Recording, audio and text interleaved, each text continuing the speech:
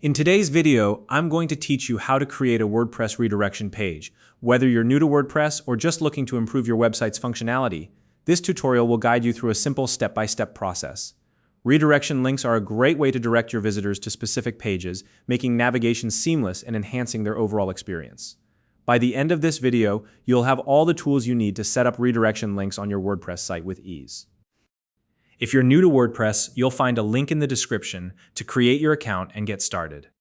First, open your web browser and head over to the WordPress homepage.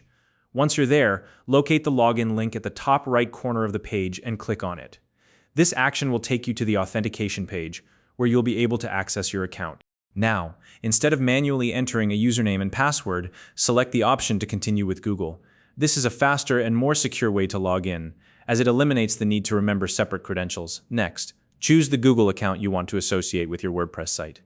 This step is important because the account you select determines your access privileges and personalizes your editing experience. Once you've logged in successfully, you'll land on the WordPress dashboard.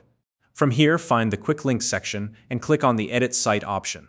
This will take you into the editing environment, where you can manage your website's content and settings with ease. If you manage more than one website, you'll be presented with a list. Simply select the website you want to work on, and the interface for that specific site will load.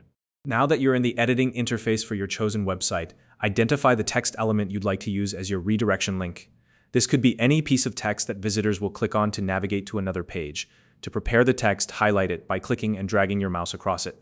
This tells the system that you want to create a link using this specific text. Next, look for the chain icon, also known as the hyperlink button, in the editing toolbar. Click on it, and a dialog box will appear. This is where you'll set up the redirection link. In the dialog box, select the destination page you want the text to redirect to. This could be an internal page on your website or an external URL, depending on your needs. Once you've chosen the destination page, confirm your selection. This ensures the link is active and fully functional.